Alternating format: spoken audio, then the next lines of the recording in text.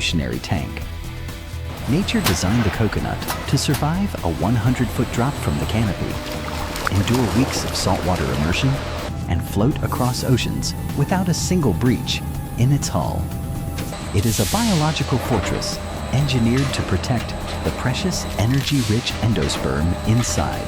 But inside this armor lies a paradox. The liquid emulsion we call coconut milk is so volatile that once the shell is cracked and exposed to oxygen, the enzymatic breakdown begins immediately. It starts to rot in exactly 30 minutes. The challenge is to take 50,000 of these armored spheres, breach their defenses, extract the liquid, and seal it in a box before that 30-minute death clock runs out. This isn't just farming, it's a high-speed siege. Welcome to the sterile processing facility where engineering goes to war with biology. The siege begins at the loading dock. Every morning, a fleet of trucks delivers a payload of 50 tons. But before we can get to the milk, we have to deal with the enemy's first line of defense, the husk. This tangled mesh of shock-absorbing fibers is effectively biological Kevlar, designed to stop kinetic energy dead.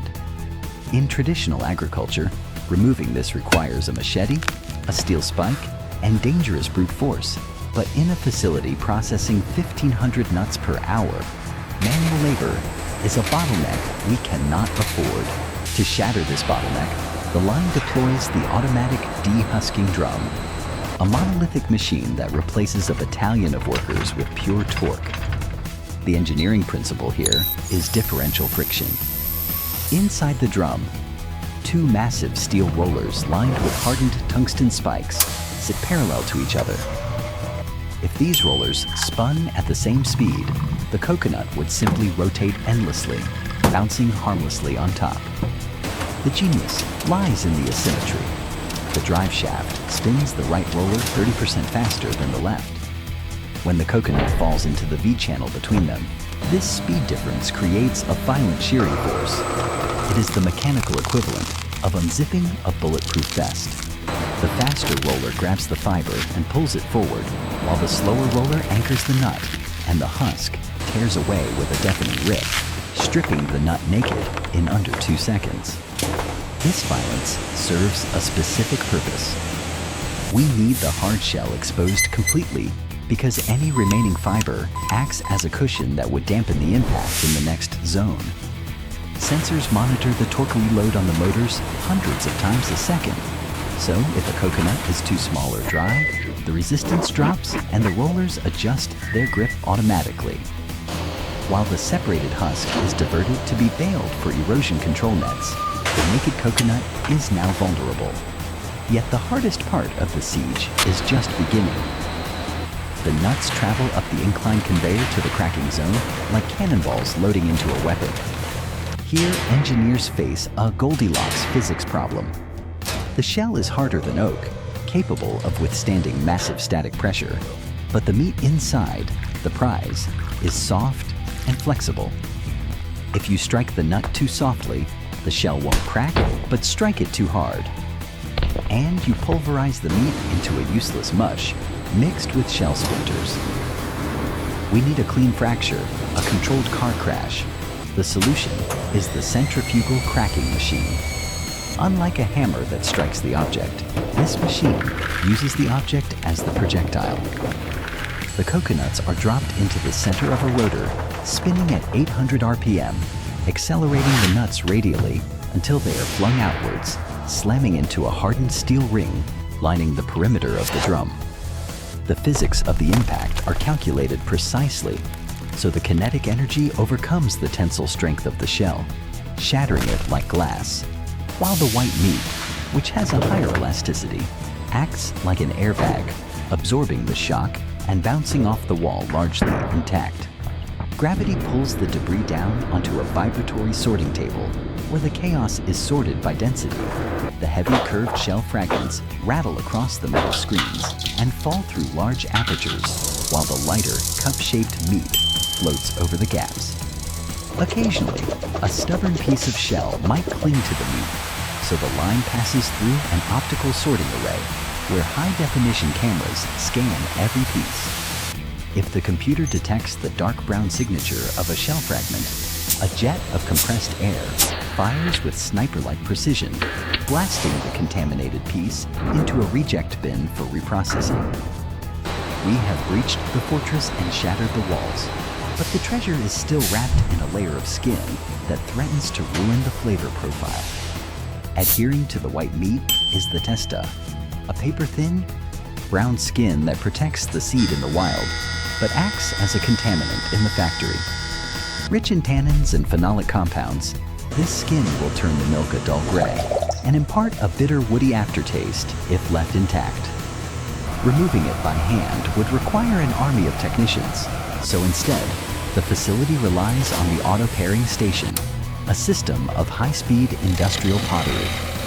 Computer vision systems identify the curvature of each coconut piece before a vacuum chuck grabs the meat and spins it rapidly against a stationary carbide blade. This is not a slicer. It is a lathe. The blade is calibrated with micron-level tolerance to remove exactly 2/100ths of an inch of material. This is a game of margins. If the blade cuts too deep, say 4/100ths of an inch, the factory loses 10% of its yield, costing thousands of dollars a day. But if it cuts too shallow, the tannins remain, and the batch fails quality control. The carbide edge traces the organic topography of the nut, shaving off the skin in a single continuous ribbon, turning brown to white and rough to smooth in the blink of an eye. These pairings are collected instantly and pressed separately to create lower-grade industrial copra oil for cosmetics, ensuring biomass is reallocated rather than wasted. What remains is the kernel, pure, white, solid endosperm, now completely exposed to the air. The 30-minute spoilage timer is ticking louder now as the enzymes wake up. So we need to liquefy this solid mass immediately. Before extraction, the meat undergoes a hydropressure decontamination, where jets of ozonated water blast the surface at 60 psi to remove any microscopic shell dust or lingering bacteria. It is a final car wash before the meat enters a hammer mill, where swinging steel hammers pulverize the meat into fine gratings, exponentially increasing the surface area to prepare the cellular structure for the most violent squeeze of its life. Coconut milk isn't a juice that sits freely in a sack like an orange. The fat globules and water are trapped inside rigid plant cell walls that mere gravity cannot breach. They have to be evicted by force. Extraction demands the hydraulic brutality of the twin-screw continuous press. This machine operates like a hydraulic python. Inside the barrel, two intermeshing screws rotate in opposite directions with geometry that changes as the meat moves down the line. The pitch between the threads tightens, and the diameter of the shaft increases, reducing the available volume inside the barrel and dragging the meat into a progressively smaller tunnel. There is nowhere for the meat to go. The friction generates heat, and the pressure creates a tectonic squeeze, reaching upwards of 217 pounds per square inch, enough pressure to crush a human hand instantly. Under this immense compression, the cell walls rupture, physically forcing the fat and water out of the solid matrix, and through a sieve with microscopic perforations, the liquid bursts through in a torrential white waterfall. This is the first press, the highest quality extract, containing roughly 24% fat, thick, rich, and incredibly unstable. The spent meat emerges as a dry, desiccated cake, wrung out so thoroughly it feels like sawdust, destined to be ground into gluten-free coconut flour. The liquid in the tank is currently a chaotic mixture of fiber chunks, varying fat sizes, and a tendency to separate. If we bottled this now, you'd get a layer of oil floating on a layer of water, so to fix that, we have to defy gravity. Coconut milk is an emulsion, oil suspended in water, but nature hates this arrangement. Left alone, the lighter fat globules will naturally float to the top, creating stratification. Consumers don't want to shake a bottle for 5 minutes. They want a homogeneous product. To force consistency, the liquid enters a disc stack centrifuge. an artificial gravity well where a stack of conical steel discs spins at a blistering 8,000 RPM. The centrifugal force generated is 6,000 times stronger than Earth's gravity, creating a tornado of separation. In this hypergravity environment, even the slightest difference in density becomes a massive gap as the heavier water phase is pinned violently against the outer wall, while the lighter fat phase floats effortlessly toward the center axis. This allows engineers to dial in the exact fat percentage by adjusting the back pressure on the outlets, skimming off exactly 17% fat for light milk, or 24% for classic cream. It is molecular sorting at industrial speed, but simply mixing it isn't enough. We need to lock the fat in place. The milk passes through a homogenizer, where it is forced through a tiny valve at high pressure to shatter large fat globules into microscopic particles, so small they remain suspended in the water, trapped by physics. We have the perfect texture and fat ratio, but we also have a problem. This liquid is a nutrient-rich petri dish, and microscopic spores are waiting to bloom. We are at minute 25, leaving just 5 minutes to sterilize the batch. We are now entering the sterile processing facility's most critical zone, where the enemy is invisible: Bacillus cereus spores.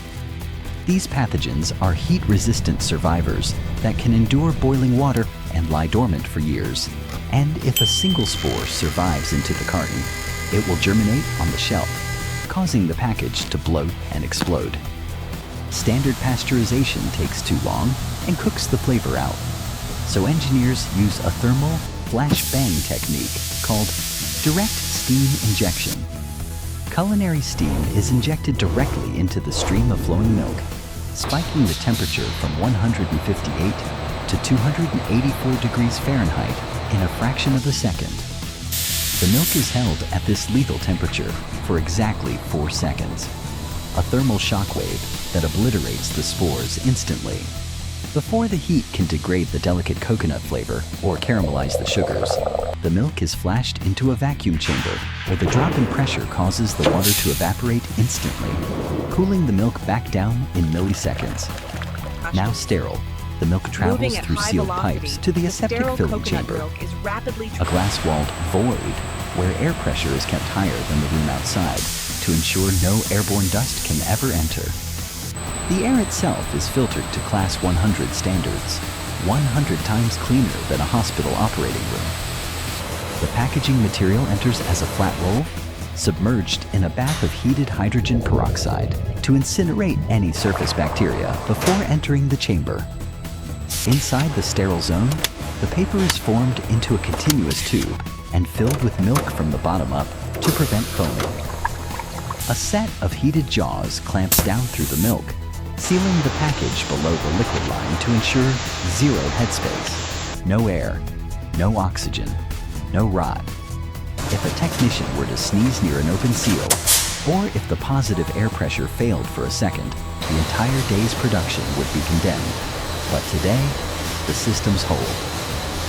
The cartons slide out, hermetically sealed and shelf-stable for 2 years without a single drop of preservative.